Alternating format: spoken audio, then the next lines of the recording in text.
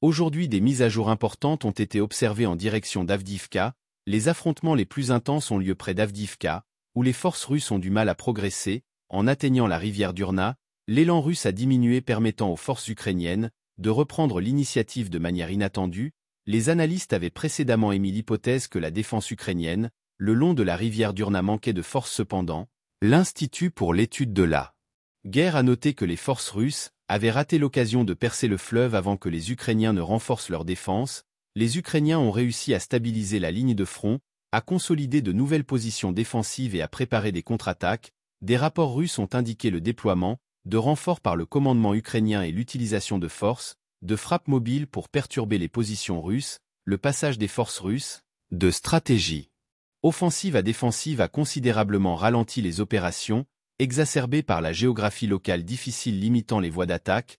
Les forces russes ont ajusté leur tactique en se concentrant sur la ligne de défense nord et en déployant des unités suicides pour une pénétration plus profonde et un retranchement défensif. Malgré la résistance ukrainienne, les unités russes cherchaient à contrôler les zones stratégiques. Les réserves opérationnelles ont été sollicitées pour maintenir le mouvement vers les objectifs, compromettant la qualité des groupes de frappe et conduisant à des assauts ratés.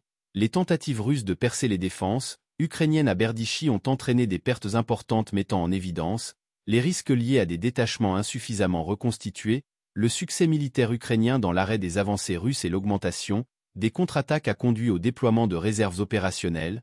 Cette décision stratégique des Ukrainiens a affaibli les capacités offensives russes à long terme et a encore stabilisé la ligne de front. Dans la dernière mise à jour du développement, la ligne de front se situe dans les régions qui dépendent des frontières russes et ukrainiennes. Selon les rapports les plus récents, il y a eu une réduction notable des infiltrations ukrainiennes sur le territoire russe. Le président Poutine lui a révélé qu'il avait eu connaissance de cette opération 2 semaines auparavant et qu'il avait déjà fait tourner les unités russes, remplaçant les conscrits par des soldats sous contrat. Cela leur a permis d'obtenir un avantage considérable pour se défendre et éviter les avancées ukrainiennes dans la région. En combinant cette rotation stratégique avec une artillerie préparée et une force aérienne prête à attaquer ou à se défendre contre les incursions ukrainiennes, les Russes ont obtenu des succès majeurs. Jusqu'à présent, les Ukrainiens n'ont pas réussi à s'emparer d'un seul village de l'autre côté de la frontière. Il est peu probable qu'ils réussissent, en raison des lourdes pertes qu'ils ont subies ces derniers jours. Malgré cela, nous pouvons toujours considérer que les Ukrainiens ont obtenu un succès partiel puisque les Russes ont été contraints de déplacer leurs soldats contractuels vers la zone frontale pour dissiper les opérations offensives ukrainiennes. De plus, les Russes ont dû réorienter leurs forces aériennes, ce qui a diminué leur capacité à l'utiliser sur la ligne de front et à avancer davantage. L'objectif principal des Ukrainiens était probablement de remporter une sorte de victoire en termes de relations publiques en capturant au moins un village. Cependant, en raison du nombre élevé de victimes, elles n'ont pas pu y parvenir. Nous devons donc considérer cela comme une petite victoire pour les Ukrainiens, mais en même temps comme une défaite massive d'un autre côté. Les Russes ont su tirer le meilleur parti de leur situation en infligeant des pertes aux Ukrainiens qui tentaient de pénétrer sur le territoire russe, et en les réalisant de capturer ne serait-ce qu'un seul village. Cela en fait une victoire majeure pour les Russes, prouvant une fois de plus que l'artillerie est véritablement reine du champ de bataille. En passant dans une autre direction vers le village de Tapka, nous avons obtenu des images périmées qui confirment la présence russe. Dans les parties occidentales du village, il est probable qu'il en maintienne toujours le contrôle, car rien n'indique que les forces ukrainiennes l'étaient des représailles. Il faut cependant noter que les Ukrainiens fortifient leur position et reprennent la colline à l'ouest de Tapka. Ce n'est qu'une question de temps avant que les Russes ne soient repoussés. Ces contre-attaques, bien que coûteuses en termes de pertes, n'ont pas dissuadé les Russes, qui disposent d'un avantage de tir important sur les Ukrainiens dans la zone. Cela nous amène à un autre point concernant l'utilisation de l'artillerie.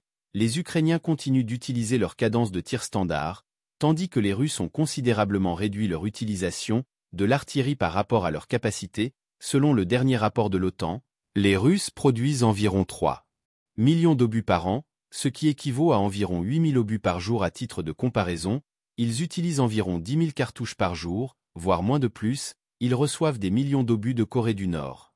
Cela indique que les Russes récupèrent leurs munitions, peut-être en prévision d'une offensive estivale. Les Ukrainiens, de leur côté, tentent également d'économiser leurs ressources avec le nouveau plan d'aide de 200 millions de dollars des États-Unis et les 800 000 obus promis par la République tchèque. Ils espèrent se défendre contre une éventuelle offensive russe d'été une fois ces plans d'aide arrivés. vers le village de Tenant, situé à l'ouest de Tapka. La présence russe se confirme dans les parties ouest du village. Ils combattent actuellement dans la région de Dacha, au nord-ouest du village, dans le but de repousser les Ukrainiens et de prendre l'avantage. Des combats similaires sont également observés en direction de Forka et Badési, alors que les Russes cherchent à chasser les Ukrainiens et à prendre le contrôle de la région. Cependant, les contre-attaques ukrainiennes ont considérablement diminué en raison des lourdes pertes subies sous le feu russe. La situation actuelle dans ce domaine peut être décrite comme une impasse, car les deux camps sont à l'offensive, imposant de prendre l'avantage et de mettre l'autre sur le côté.